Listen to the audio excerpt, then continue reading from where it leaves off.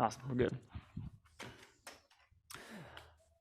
Okay, welcome everybody. My name is Michael Hughes, founder of Gymnazo, co-CEO of Gymnazo EDU, and it's an absolute honor. I really mean this. To take your time out of your day to be here is I'm honored. So thank you very, very, very, very much. A quick background about me, just so you kind of have an idea of who I am if you don't know. So you know the company that we work for, but it all kind of started in 8th grade. 8th grade, I knew I had a dream to be a physical therapist. How I got to that dream is a different story, and did everything in my power to get into the right setup to get into physical therapy school. But the good news is, it's actually bad news, but good news, I didn't get in. I tried multiple times over many years, and it just never happened. Thank goodness to standardized testing and my brain not thinking that way. So I ended up continuing to pursue my passion as a personal trainer. I worked at a big box gym, passing out business cards literally for free because they weren't hiring. But I said, can I just pass out business cards and drum a business that way? They said, of course. Gained clients, started to leverage my time for group training. And during that time, pursued education in a different way and found an alternative therapeutics education, in a sense, from some black sheep physical therapists who said, I don't care who you are, we're going to teach you. And it was intense. It was crazy intense, but it was really about the clinical application of physical therapy. But as I was building my group business, I blended the movement therapeutics with the fitness performance side. And that's what I believe is this amazing, not recipe, but this amazing setup that allows so much potential. We're now in a 13,000 square foot space. I have a staff of 12. We hit 7 figures just before COVID. Started to coach coaches, and honestly, this is gonna be the best part of my day. So seriously, thank you guys. Awesome. I love teaching. I love just chatting and sharing what we've done in the fitness space to make trainers' lives just that much better. So let's dive into talk about a movement assessment. That's why you're all here. A movement assessment is really about needing to know where to start from, right? We need to understand the client's baseline. Now, I'm specifically saying a movement assessment, right? Not a performance assessment, because we should care more about how the body effectively moves first, then how well it can perform, right? If we test performance first and base our programming off of that without measuring quality of the performance, then we're pretty much setting ourselves up to be able to have to correct movement dysfunction or injury in the future. Like those things always come up, but we're definitely setting ourselves up that will happen, because quality is definitely better than quantity. But as we consider how to actually conduct a movement assessment, we need to first consider, what does a good movement assessment accomplish, right? In other words, what info can us trainers gather from a good movement assessment? So we broke it down into 4 things that we would like to be considered. The first is how much a movement assessment builds or challenges the awareness of an athlete, their movement awareness in regards to themselves and the space around them. That's the first thing. Like, does it really assess how they know what movement patterns to get into? Like, what is their communication from here down to there? And does that movement assessment test that? But also, can they understand the space behind them? Do they understand that they can actually go backwards without messing up? Or do they understand that this pole is just out of my finger's reach, even though I don't see it, but I have a memory of it being there? It really starts with your ability to coordinate, right? Coordinate and communicate a task that takes accuracy and range of motion. Having their upper limb and lower limbs, again, process a task. Just like in sports and activity, I got to do a lateral step, but my hand has to go high. Can I coordinate that when I say take a lateral step and reach your hand overhead? Or is it something like, I don't know what's going on? So that's the first thing, coordination, the awareness of themselves. Another way to look at it, consider a sphere around somebody, like a bubble, literally like a big old bubble that you blow up and you're inside of it. That space defines their capacity to dominate that space. Like if it's in that space, they're in total control. Or as an athlete, someone comes into that space, they are totally in control of how to maneuver around or within that space. A movement assessment should show you a threshold of an entire sphere as much as safely possible. An example of a sphere, right? Well, this is as far down forward as I can go. I'm going to keep going. It's as high as I can go. Now backwards, I can step back. It's as far back as I can go before I actually have to start to reach behind me. That is we call that the sagittal plane of my sphere.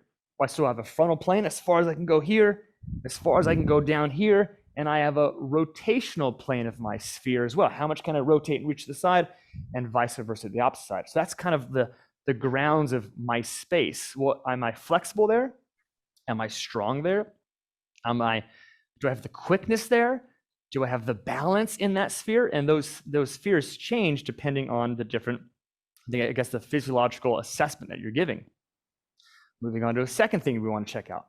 A good movement assessment tells us how well an athlete can coordinate multi-directional movement patterns, as I kind of just showed, right? But let's break them down simply. How well can someone move forward and move backwards? How well can someone move right and left lateral? How well can someone rotate one way and rotate the opposite way from a full body, but also from a joint by joint by joint perspective? I would like to know that, right? That's be very good information for me. These movements are really super, kind of like, I don't want to say uber important, but they allow the functional understanding of that person's life and the potential sport, even if it be lifting, maybe it be just doing dishes, what the case is, or being that kind of weekend warrior. We have to understand their functional range in those 6 basic cardinal planes of motion, which leads to the third thing.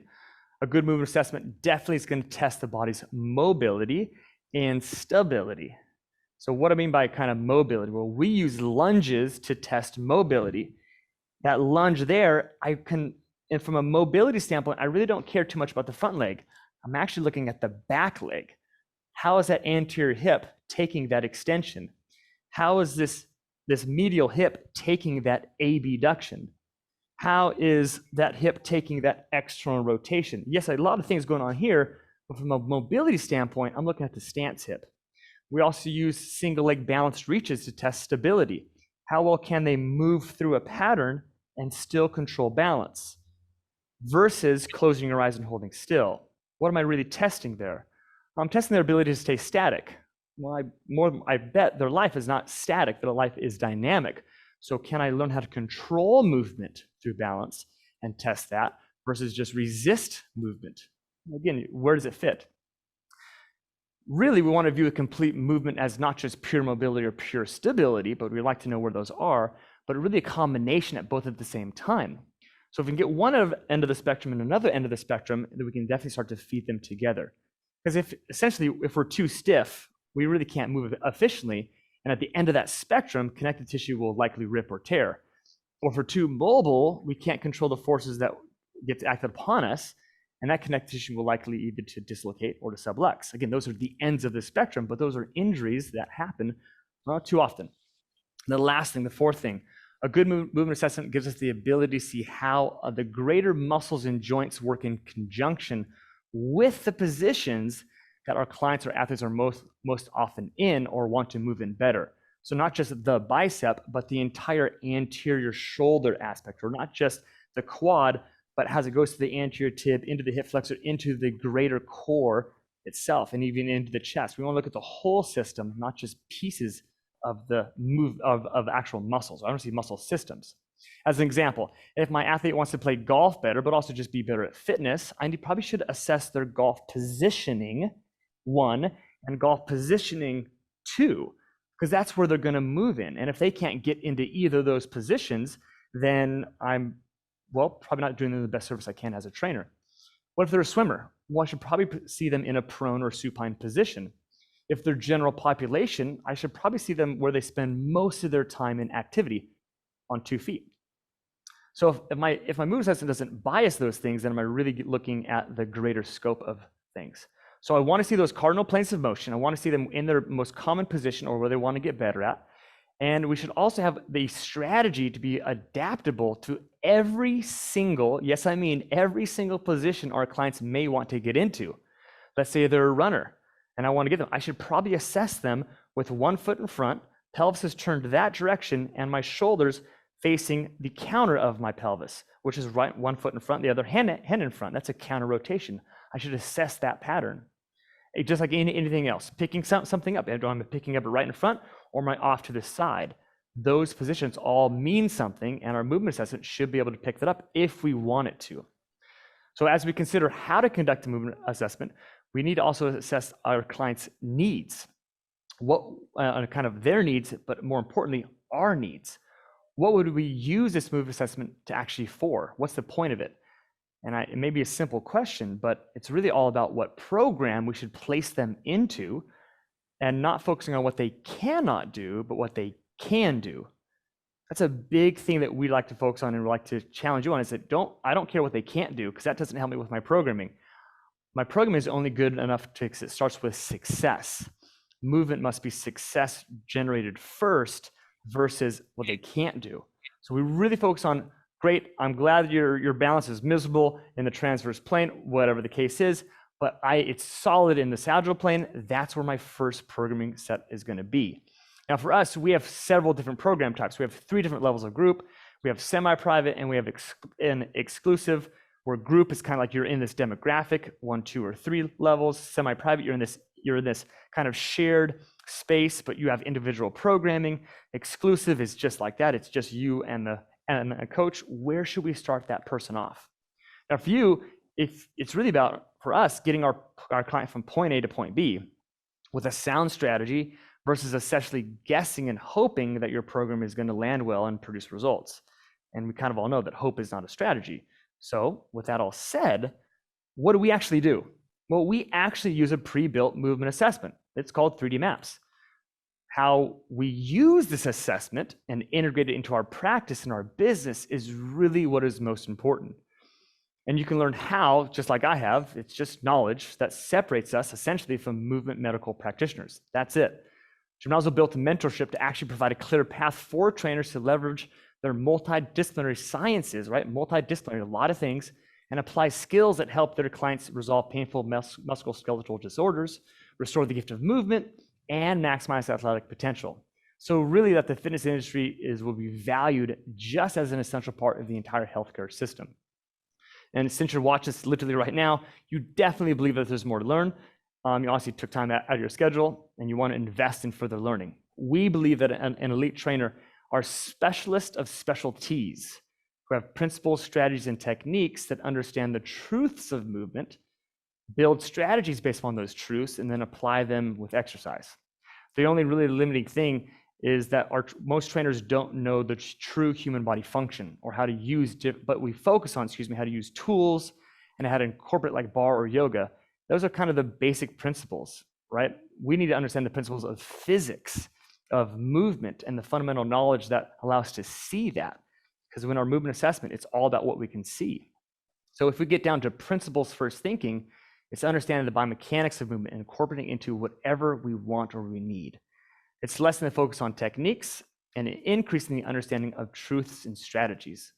So just real quick, if you're interested to know more about this mentorship, it's called the Multidimensional Movement Coaching Mentorship, or MDMC, and our next launch date is October 4th. And by the way, once you finish the MDMC, you actually get discount codes for the 3D Maps and other continuing education.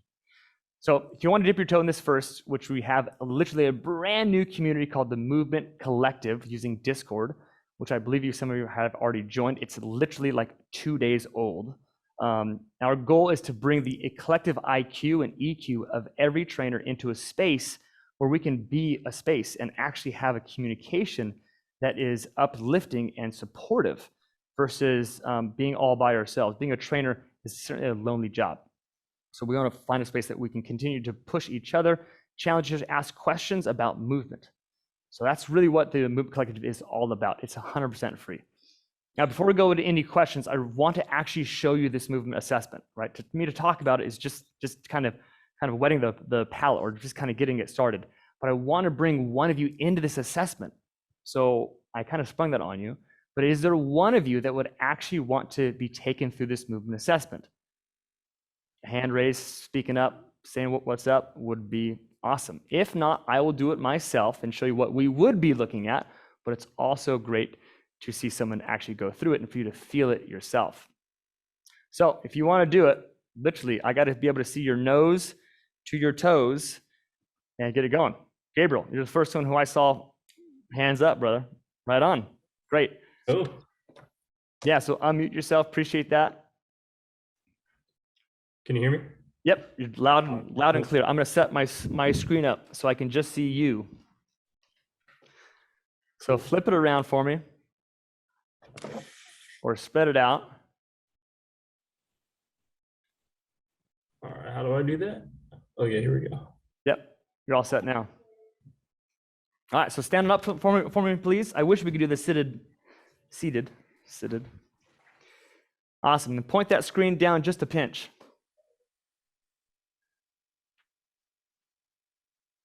And we hope there's not lag. So as we're waiting for the internet to do its thing, this movement assessment is really about me being Sherlock Holmes and you, Gabriel, being this cool right-hand man, right? So Sherlock Holmes always had this assistant to make sure that he was seeing things appropriately or moving with something. So Holmes was his name. I'm going to see movement that you don't necessarily think is different because you're used to it. But you're going to feel movement that I can't see. You're going to feel sensations that you can't see. I hope we did not just lose him. I think we just lost him. No way. Man, that's so funny. All right. We just lost him. Anyone else want to come involved here? Man, a total plan B moment here. If not, I'm going to jump in. Oh, we got you, brother. I see you. Let's do it. We got to move you out to the facility, though.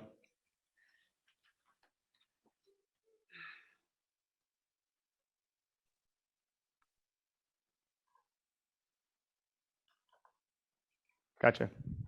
If Gabriel comes back in, we have to just Sorry, say. I didn't realize I was muted. Okay, so this movement assessment is really all about.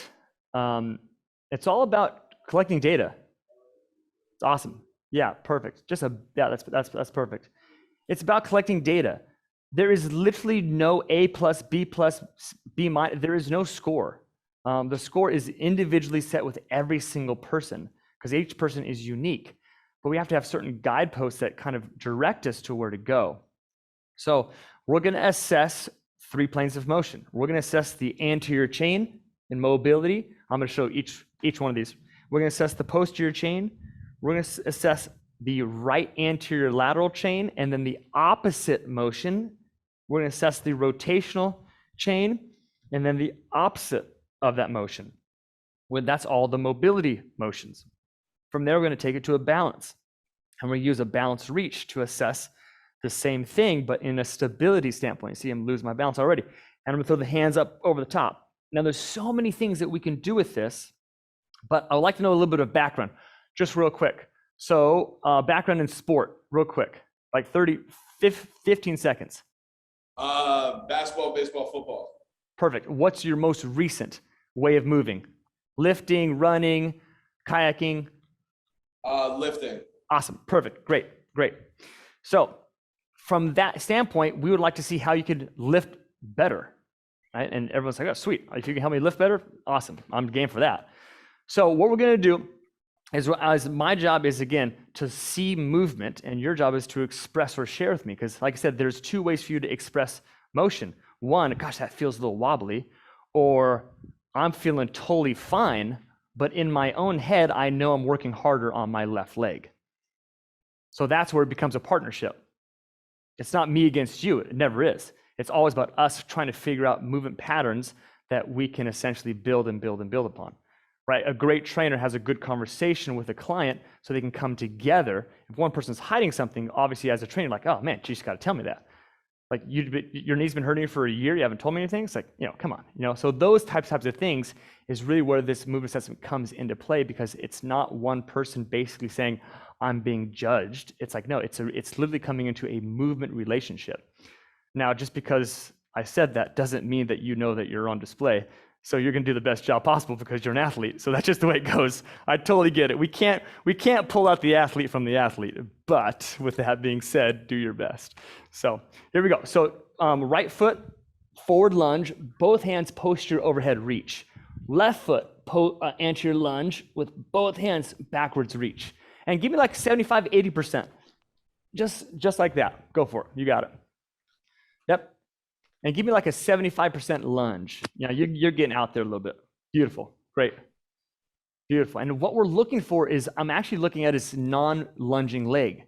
So I'm going to tell you the cheats here. Like, I'm looking at the non-lunging leg. And how does that hip move forward through extension? How does his lower back, thoracic spine, shoulders move through flexion through his shoulders, extension through his thoracic spine? How is his pushback on one leg or the opposite leg? How much does the heel lift versus one or the other? Gabriel, I see you just came back up. I'm so sorry. We had to keep the boat sailing, but thanks though. All right, sweet. Now, perfect. So now what I want you to do, come right at me now. Come right at me. So because it's a 2D screen, virtually I have to be able to move around you. Since I can't do that, I just change positions. Nice job, perfect. So now we get a forward view. Yep, nice job. So now I'm looking at knee path. Again, we're just collecting information. And now we just ask a question. How does that feel? Does one leg feel more confident than the other? Does a shoulder have a little pinch? Does your lower back talk to you at all? And that's an honest question now. My upper back, my right hip is probably tighter than my left. Yeah. Perfect. So I'm scratching notes. Awesome. Perfect. We're 1/12 of the way through this thing. And I'm thinking right hip feeling a little bit better. You said it though, right? So I'm trying to know what you said versus what I saw, a little bit tighter. Awesome. Thanks. So that's one little point of data. Now let's go single leg balance. Reaching through and I'm just sliding my foot right along the ground. You got it. I'm getting out there pretty darn far. Good. Now in this case, I would actually have someone take off their shoes, but you're doing just great there. Good job. Keep on rolling. Good. Perfect. Okay, so now I got enough data now to say something. I'm going to tell you something, but you're going to immediately fix it after I say it, which is just the human way. But every time the left foot was holding down and the right foot went forward, that left heel snuck up a little bit. But the right heel didn't do that. Is that something wrong? Well, not necessarily, but it's a point of data. So we're thinking, why did that left foot do that? Why did not the right foot do that? Good or bad, we don't care. It did something. So I'm starting to think, hey, what muscle patterns, what muscle groups would potentially be restrictive? And as the foot range went further, they said, I'm going to make this look really good. I'm going to peel up and give me a little bit more range. Or is it just a habit? So we have to kind of figure this out. Is that a habit or is that something actual movement, quote unquote, dysfunction? Okay, doesn't matter. Let's move on. But pin that left heel down now, and let's see what happens. Let's see if you feel a difference. Because we're going to eventually try to look at, is range of motion different? Do other joints move more now to compensate for that compensation? The word compensation is not a bad word. Good. Okay, so I would say with the left heel pinned down, you don't move as far with the right foot going forward. Awesome. And honestly, a thumbs up for me is like, sweet, awesome. We're in agreement. Perfect. So now it's like we're already like, good. We're working together to make this happen. Versus, oh, that's an F. Oh, that's a, it's like, no, that's not right. Fine. It's all about success. So perfect. Great. All right. Now that's frontal plane, or excuse me, anterior chain set. Let's go posterior chain. So now it's a backwards step, or it's really a backwards lunge squat. Arms, instead of going up, they come back down. And we call this a lunge, a backwards lunge, versus this a backwards lunge. It's more from a defining standpoint, right? A forward lunge, I transfer weight to that foot. Sideways lunge, I transfer weight to that foot. So why wouldn't a backwards lunge also be a transfer weight to that foot? A flat foot, right? So we call it a lunge. So backwards lunge, it's really a squat. It's almost like a pistol squat, basically, but just the foot's on the ground. Boom, back, just like that. Perfect, dialed. Nice job. So now we're basically looking at hamstring flexibility, glute flexibility in the sagittal plane.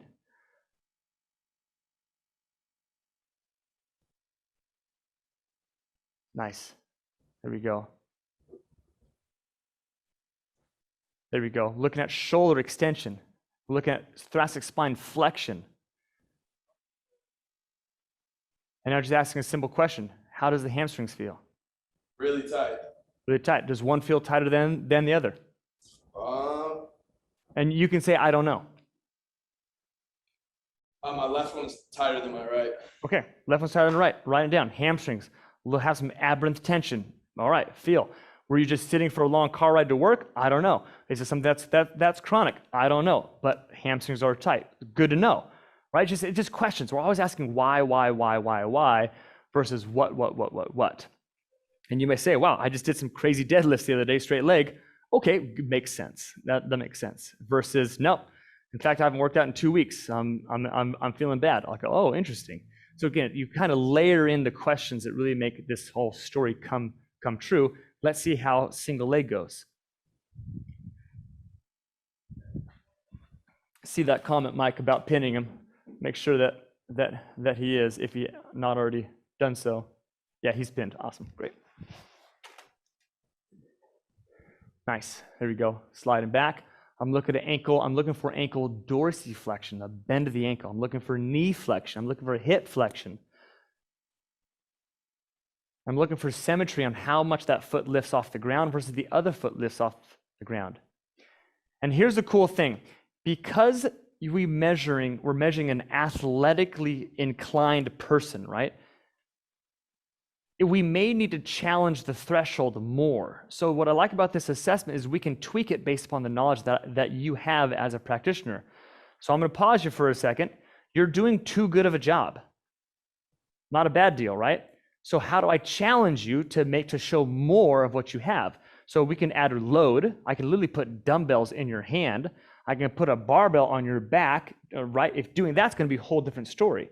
So we can always load it differently or put more speed to it or make a small tweak. Instead of lifting your foot off the ground, slide it. Now forces you subconsciously to get deeper into that squat, basically. So let's do that. Besides adding a dumbbell to it, literally just slide your foot along the rubber.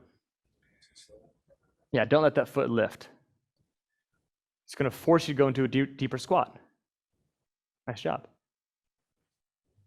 So now we're saying, all right, hamstrings, you are tight, but is there some wobble happening? Is there some knee changing? Oh, geez, you already, thanks, coach.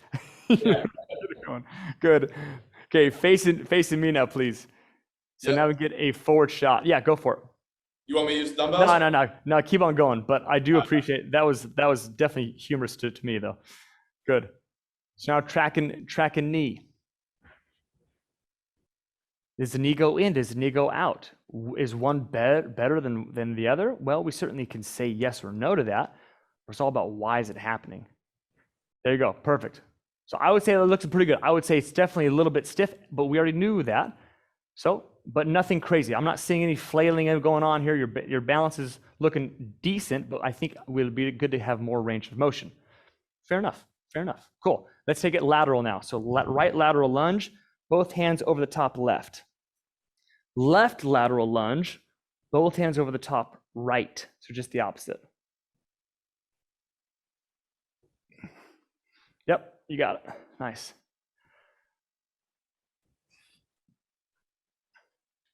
So because sometimes these are brand new movements for people, you got to give them 4 to 5, drills, 4 to 5 kind of reps. Just start to feel it out. So this is definitely one of the points I made is you got to kind of connect the upper body to the lower body and see how they can coordinate patterns. Nice job, good. And I really don't want to tell them how to do it. I just want to show them what to do and then have them mimic it. Because their body's going to follow their own path of least resistance.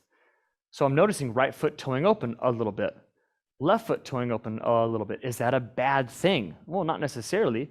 But if I ask you, though, to put your toes straight facing balanced, so not toe open or your lunging leg, excuse me. Let's see what changes.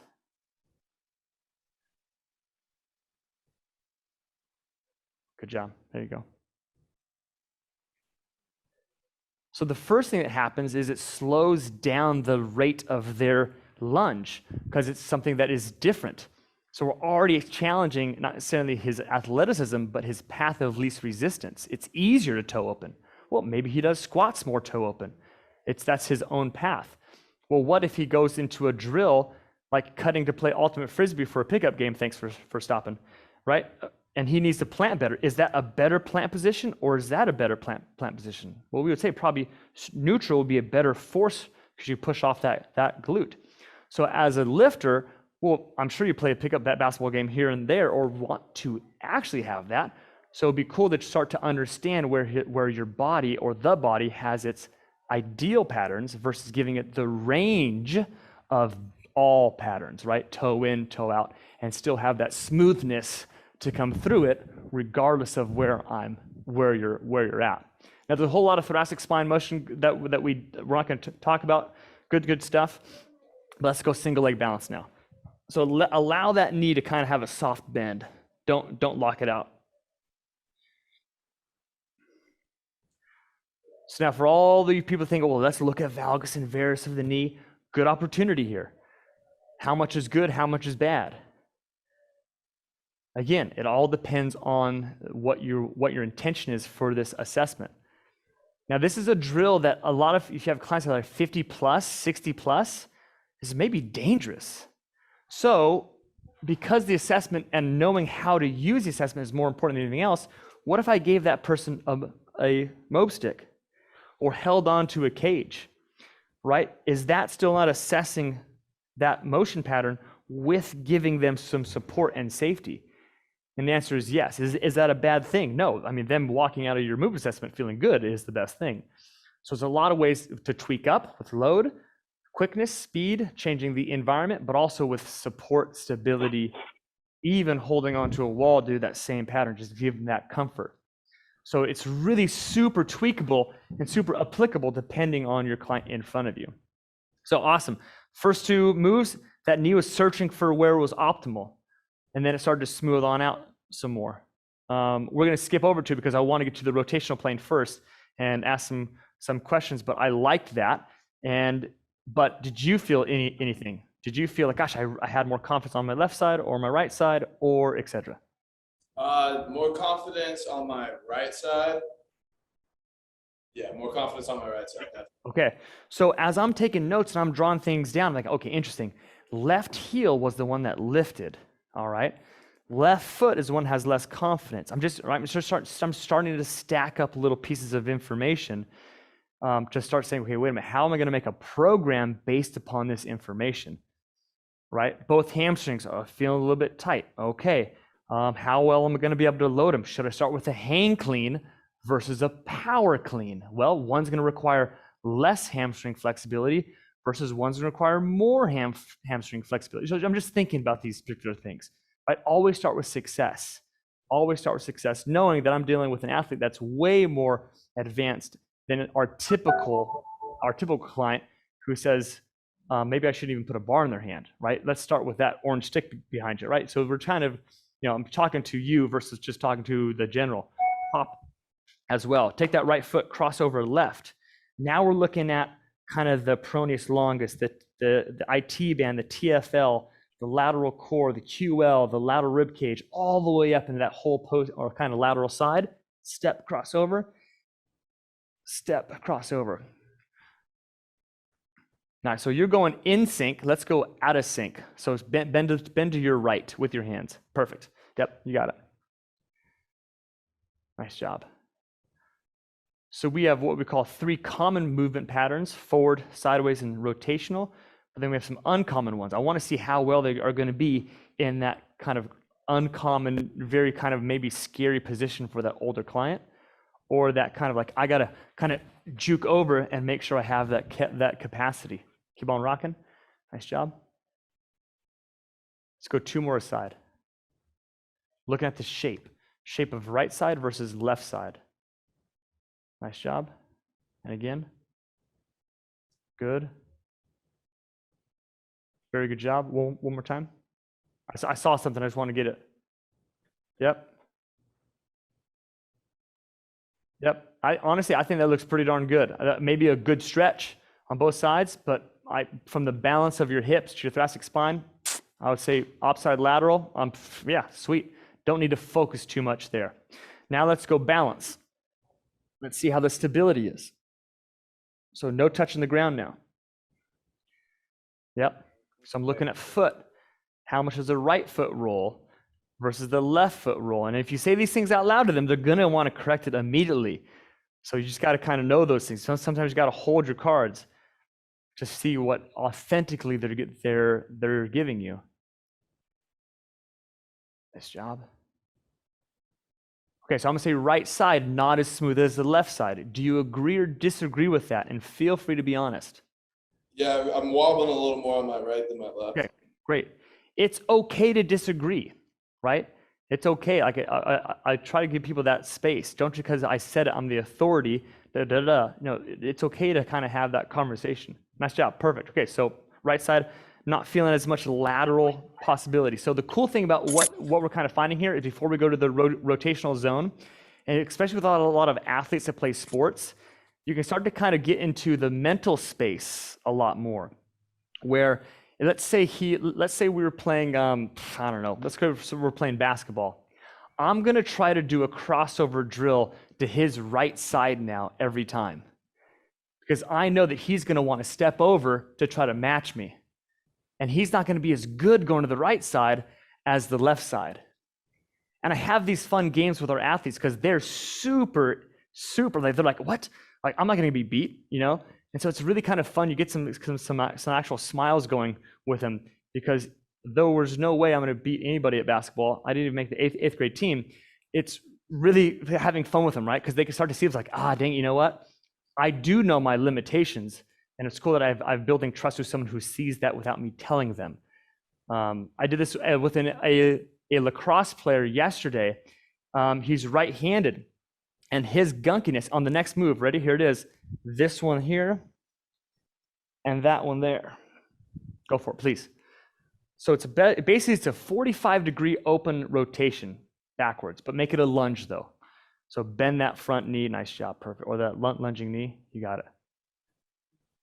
So now we're assessing essentially the pronation capacity of his left foot, internal rotation of his left knee, external rotation of his left or right hip as he changes sides, thoracic spine rotation pure in the transverse plane. And we're looking at, can that front foot stay pointed right at us the entire time? Is his foot landing angle consistent? We actually have a compass on our ground in our facility to actually show that. And then of course we're asking, how does that feel? Real question. Feels good. Feels good. Awesome.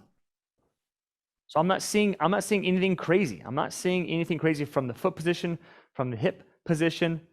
His arms are relatively going the same distance right and left. I may want to put some load on him particularly. Maybe a bungee cord, maybe a Kaiser machine, a pulley machine, whatever the case is. So awesome, great. Let's go single leg bounce. Our lacrosse player, when he went to his right, his left foot spun every time. When he went to his left, his right foot stayed put every time. So what would that tell us? What would that tell us if that foot can't stay place? Well, what is the inside line? What needs to eccentrically load or stretch to do that? That's a lot of adductor. That's a lot of medial calf. Or he just doesn't know and he's so used to pivoting. So it's kind of interesting to kind of see like what muscles would be stopping that lateral or resisting that lateral play. And you start to foam roll those, stretch those, strengthen those, condition those all the way through. Let's go balance though. Balance. Balance.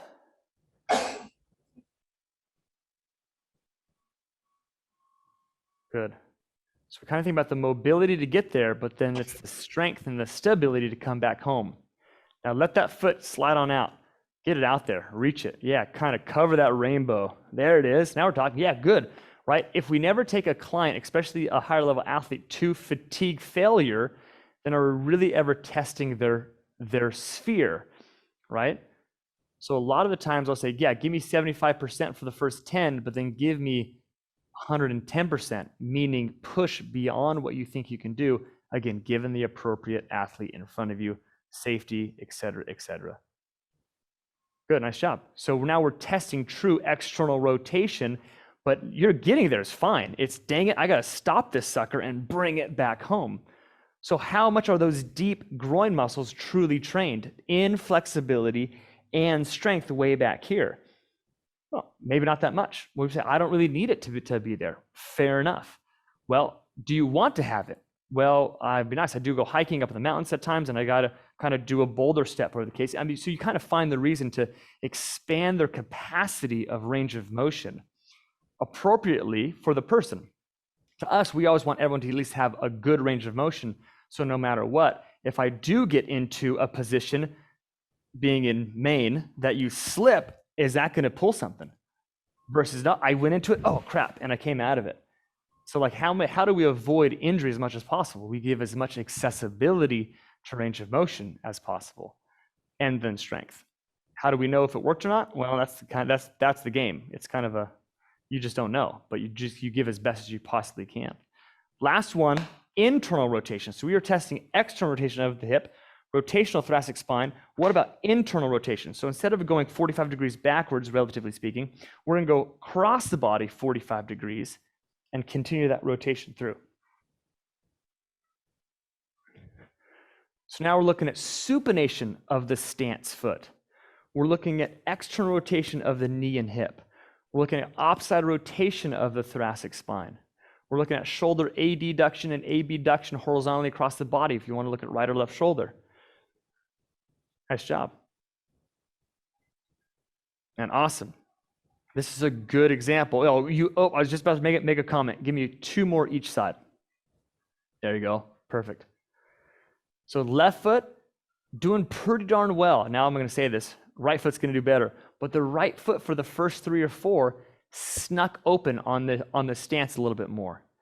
So if I say don't do that anymore, and he focuses on keeping his right foot still, does his range of motion decrease? And does he feel it more in that hip?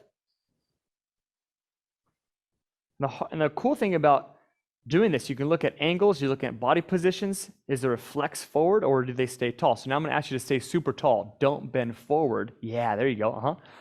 And let's see what changes. And that's the cool thing about it. You're literally being a movement scientist. So right hip, yeah, okay, ran into a bit of a wall there. Left hip wants to flex. Why? Why? Let's go right into balance for the last one, then we'll close this thing down. So balance. Yep. Okay, boom, see it. Awesome. Right in the first one. Good rotation going left, right, just a little bit more gunky.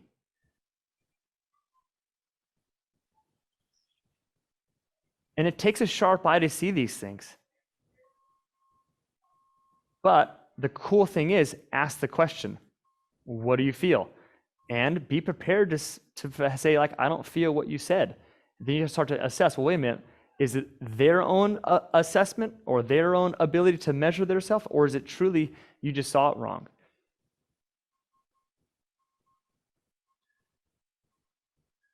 It's all about learning. It's all about kind of growing. Perfect. Stop right there. Good game. What'd you feel? Yeah, instability in my right ankle. Got it. Okay. Now this is where like a medical history intake part Q comes into play. Any ankle sprains, all the way through.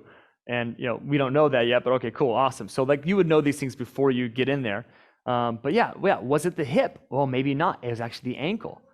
So it's really cool to kind of see. You can look at joint by joint by joint in sequence and in segments. So from there, if I was just going to start programming and we want to do more for lifting, now, which I should have done is I should have paid more attention to the upper body shoulders, but for the sake of just the lower body, we're going to know that I may see on a deep, heavy deadlift, the right foot toeing out more than the left. We may see on a clean to jerk, as it gets into that catch, that left heel popping up more. As an example, just all those little things. It makes you, as a practitioner, go into your programming saying, okay, wait a minute, what if we went after that soleus on that left calf a little bit more? What if I gave him a nice little wood wedge and gave him a calf stretch as part of his warm-up to get him going? What if I started to foam roll that peroneus longus that may be crazy tight from an ankle sprain 4 years ago that actually never has actually released out? Could I give him a better medicine ball rotational throw that doesn't start chewing up his knee? Because as the power progresses. And all these things, you start to get way ahead of the game. And then the athlete says, well, I'm just moving better. I'm just moving better all of the rhythm. My ankle actually feels less stiff every morning, especially in the wintertime. Whatever these things, you get a lot of subjective changes and then objective changes as you start to put performance metrics to this movement assessment. And I think that's the most powerful thing possible, is like, what do you really do with that information? So thank you very, very much. I appreciate you coming in and playing kind of a second on that one, just jumping out. That was sweet. As we get going through this, how'd you feel going through that assessment? Just how the body actually feel in those 12 different movement? It was good. I was pretty surprised kind of how unflexible I am and how unstable I am just with having played sports and stuff in the past. I wish I knew more of the stuff when I was back in high school.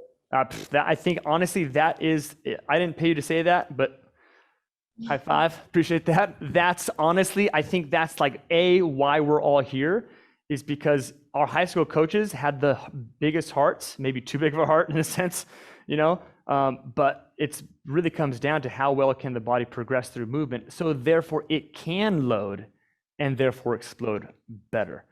So when we do have those injuries, it's not just rub some dirt on it, let's go tape your ankle for the rest of the season. It's no, wait a minute, there's a movement coach out there or a personal trainer, right? That's what we are. I hope we don't call ourselves that anymore, because we're now with even this knowledge, like we're so much more, we can start to kind of have those athletes come in, or even more importantly, those 40, 50, 60, 70-year-olds who are just really like, it's either going to be movement or it's going to be, I don't want to say it this bad, but a shorter life. So thank you very much. Appreciate that. I'm going to unpin you to get the spotlight off you. I really appreciate that. Seriously. Awesome. Okay, so a little bit more fun as we kind of get into this game here. We are, remove pin, there we go. We like to do drills with our MDMCers, our multidimensional movement coaches who are in the mentorship. It's about application. So if you want to have some fun with this, an application of knowledge, again, it's what it's all about. If you want to do some homework with this, it'd be kind of cool to practice. So here's the overall drill that I think would be kind of fun, and we can post in the Movement Collective, and we can start a conversation about it, because that's really kind of what it comes down to, right? How do we continue to keep this conversation going? And thank you for the comment, Marty. Appreciate that. How do we keep a conversation going so we can continue to learn from our collective IQ? Super important. So a client has, let's actually use the exact scenario.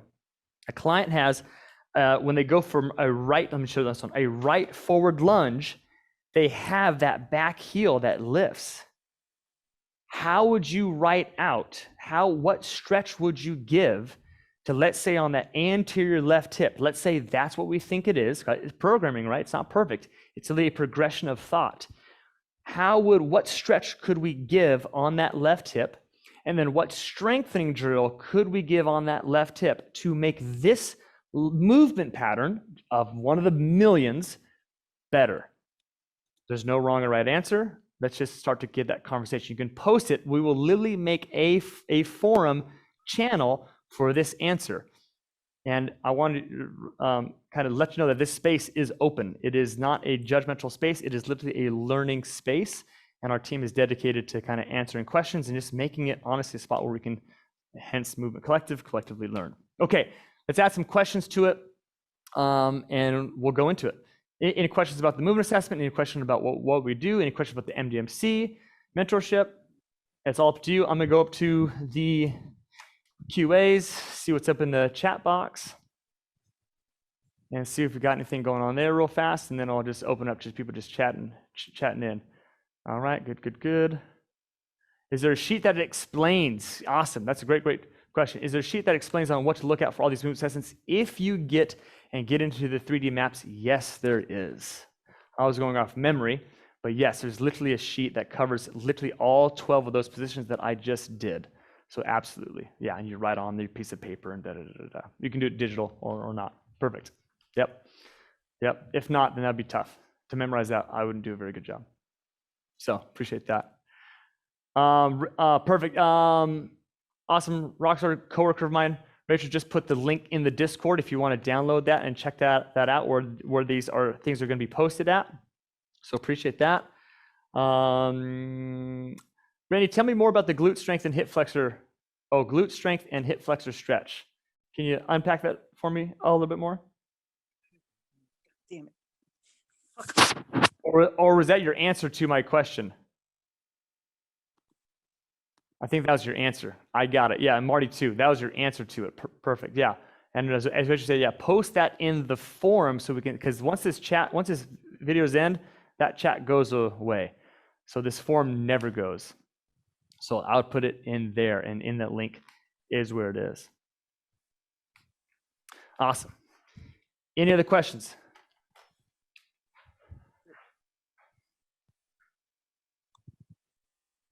Okay, deal. Awesome. Thank you guys very much. I really appreciate everything that you did. Thank you very much. Brandon, yep, appreciate that. And awesome, perfect. Here we go, perfect. What population of people is this for? Is the 3D maps or the MDMC? I'm gonna answer for both. For the 3D maps, it's literally for everybody. The one thing that I love about 3D maps, which the 3D maps certification doesn't necessarily teach you, but this is above and beyond information that you get. As an example, I'm going to do a little sales pitch here. As an MDMCer, is say, well, wait a minute, I'm a runner. Those, I don't run in pure plane and posterior kind of swinging. I don't run pure lateral. I run in a multitude of different patterns. Well, what if you took that knowledge and say, well, wait a minute, you do run forward, so let's do a forward lunge, right? That kind of TZ1, what we call that kind of front load late running in gait. And instead of going overhead, let's literally take your hands to the rotational side of that same side. So now we're really taking the gait mechanics and really putting them to their test. And if they have that run, you see that knee go whoop, way outside. Even when they run, they're much smaller, but it's that small rotational pattern. Does it start to mile after mile chew up that hip, chew up that lower back, chew up that knee?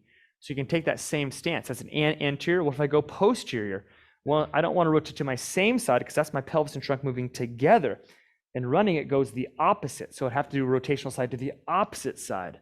So now I'm kind of loading through with that kind of deep posterior glute load.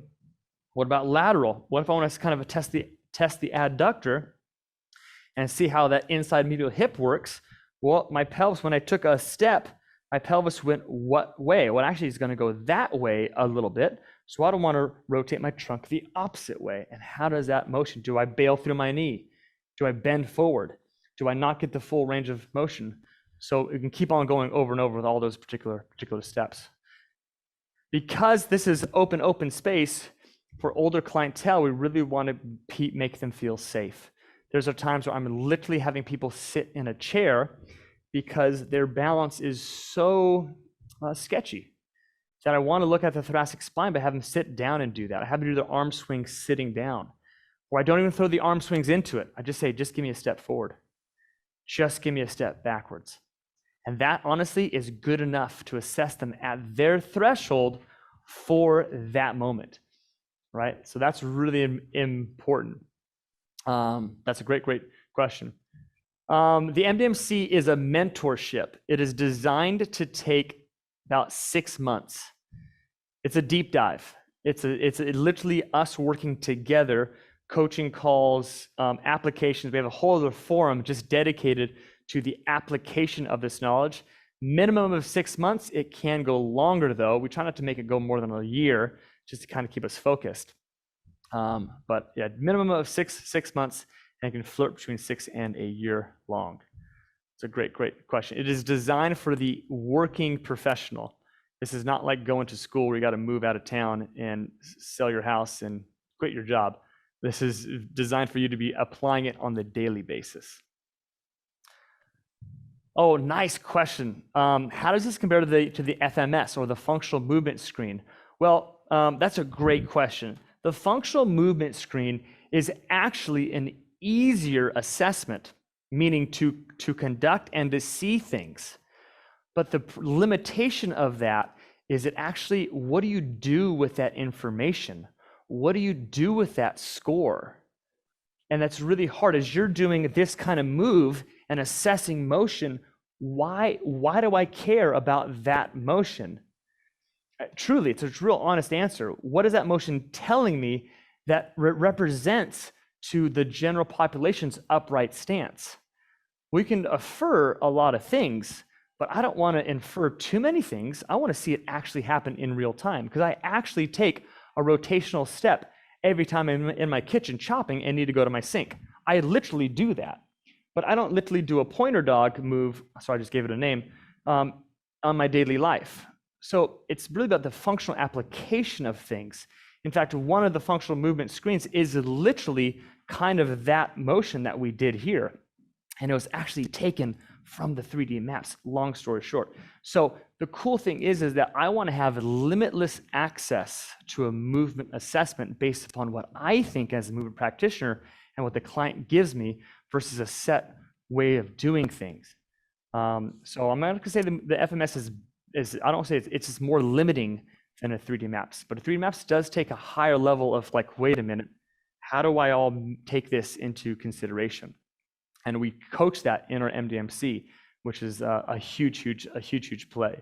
So FMS, a good starting tool, but I honestly, you're going to hit your ramp too soon, where 3D Maps is going to take it on almost into infinity. I have not seen a limitation to that movement assessment yet, but the limitation is in my head. It's my knowledge, to be quite frank with you.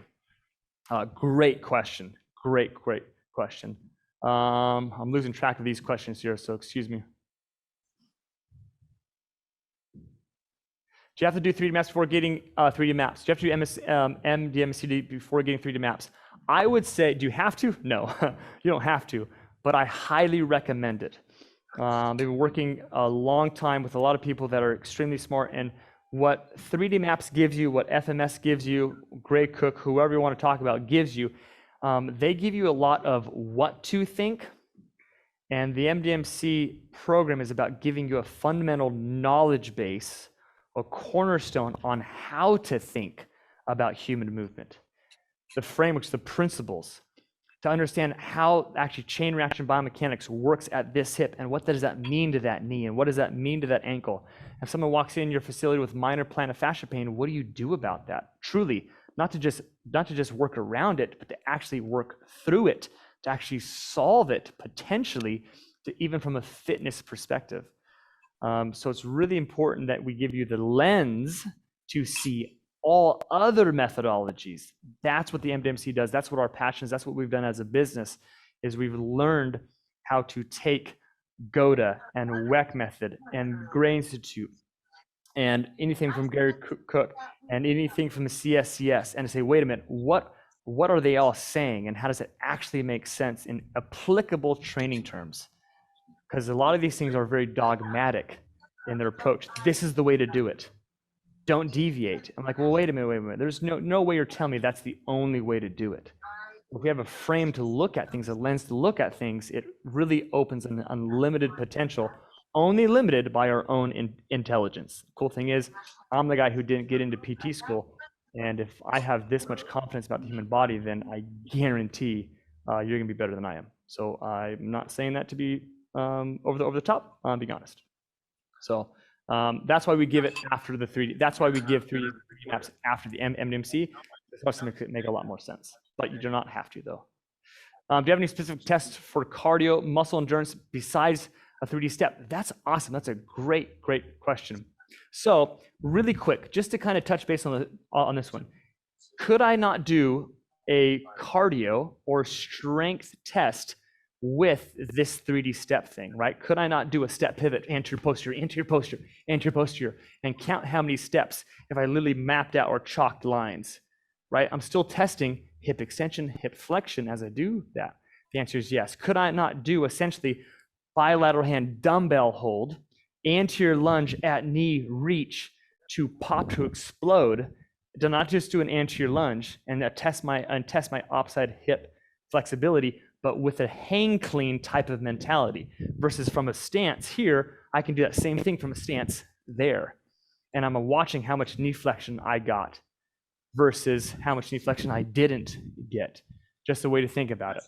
From a performance standpoint, honestly, I look at a performance standpoint as I like to have a baseline. And we actually do that in our group programming. In our one-on-one, I always tie it to that person's wants.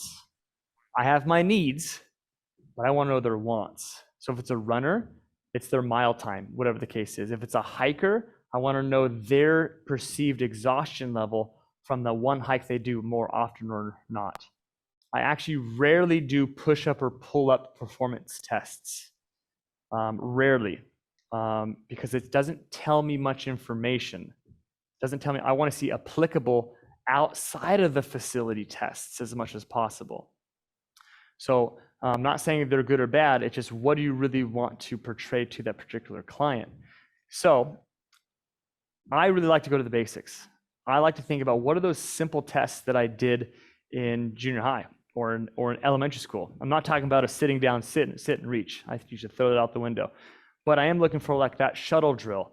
What I like about a suicide or a shuttle drill, right? It's a stop, start drill, which is much more applicable to real life.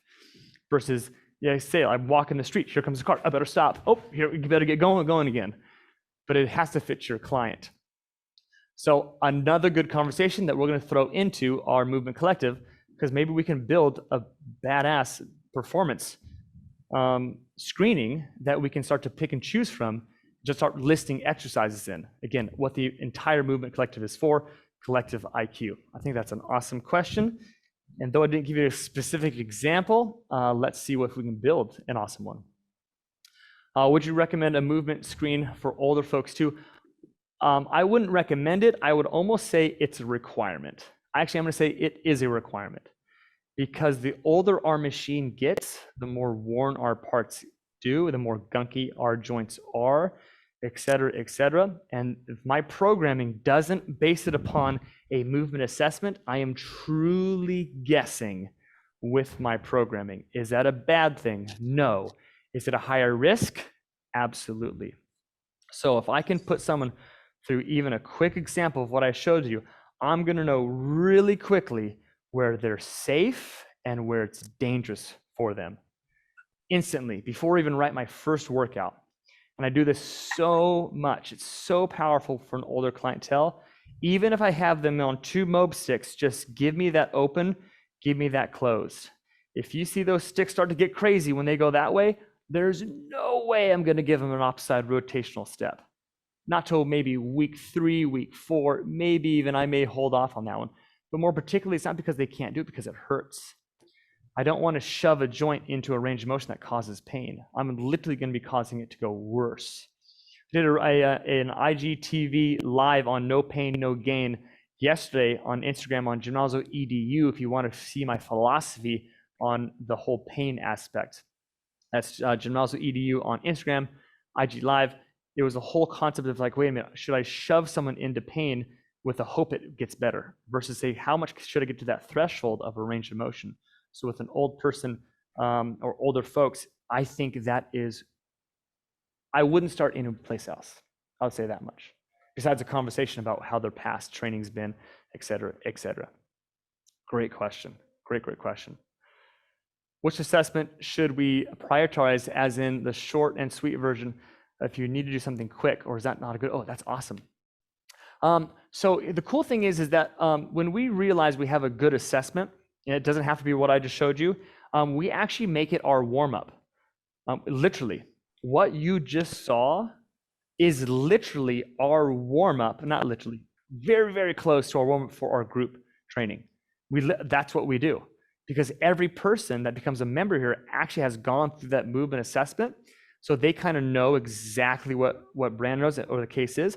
And so it's really cool to see, all right, guys, it's time for the warm-up. Are you ready to go? It's a strength day today, but let's start to mobilize the body.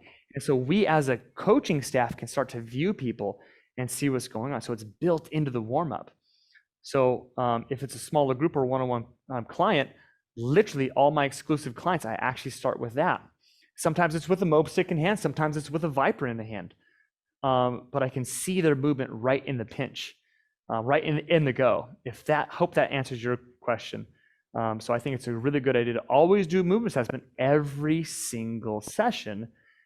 Is it as in depth of me writing things down on a particular sheet? No way, absolutely not. But I do have my programming sheet, and I'm just kind of seeing how their body's moving. Because they may have had a long weekend of traveling, and they sat down for 8 hours in a car ride. I want to know how their hip flexors are doing, how their hamstrings are doing, how their glutes are doing, how their thoracic spine is doing, how their chest is doing, holding a steering wheel because the right hand dominant steering wheel, And I start doing a chest fly, and this guy's super tight, and this one's not because it's been hanging out on the driver's side door. Those types of things would really be helpful in a movement assessment for every single warm-up. You guys are crushing on these questions. Like, super impressed. And I hope that answers your question. Awesome. Great. Great. Remember, it's not what to do. It's what do you want to do. It's not what motions are the best. It's how those motions tell you a story. And then that story therefore represents your session. There's been times I've taken the best program I've ever thought I've written for that particular individual, and they come wobbling in and be like, a dog ran across my path and bumped in my knee. I literally took that paper and flipped it over and had to go programming on the fly. Okay, his name's John. Literally happened 3 weeks ago. John, let's have you do a forward step. Ooh, you can see it in his face. Okay, don't do that one again. Backward step, unstable, no pain. Sideways step. Ooh, okay, don't do that one again. Crossover step, kind of painful. Open up step. He kept his weight on this foot. He didn't transfer his weight over. Doesn't hurt that bad. All right, I noticed that though. Crossover step. He's like, I don't even think I want to do that one. Perfect, John. No problem. So I knew that I could give him a posterior lunge to start working that knee movement instantly. And that literally took me that long. I'm serious. It was that fast. That was probably a minute and a half, maybe even less than that. So it's really cool to kind of see the power of we'll call it three-dimensional, but the full spectrum of movement. And from at least the easy 1, 2, 3, 4, 5, and 6. There are millions of movements, but if we can break it down to the more simple patterns, then we can start to kind of build out from that. It really helps us make some game time decisions very quickly. So just to clarify, you can just use bits and pieces of the assessment. Yes, you can. You do not have to use the whole thing every single time. Thank you very much for saying it that way. Absolutely. I have someone who has shoulder pain. I literally just take him through the shoulder, through the hand reaches, and see how the shoulder can move in that piece. The movement assessment that we showed you is a full picture, but why not take little snapshots? So yes, the clarification on that one, spot on. Perfect. Oh guys, we are now over. So obviously we can all keep on chatting about this. I certainly can start geeking out on this one, but thank you very much for the comments. Appreciate the comments that came in.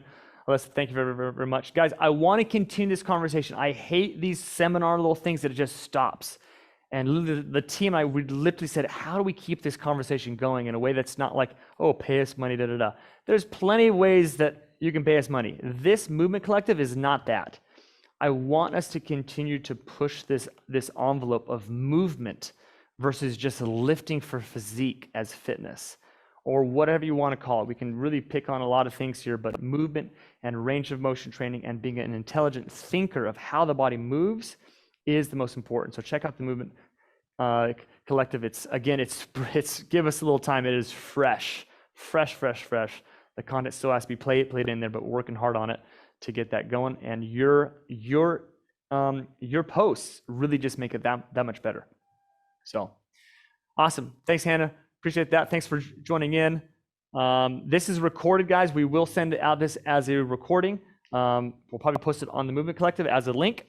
Other than that, high five. Gabriel, next time we'll get you. Thank you very much. I know, it's it. Appreciate you guys. Have a great rest of your Thursday. And I really look forward to chatting with you more. I'm dead serious. So we'll keep it going.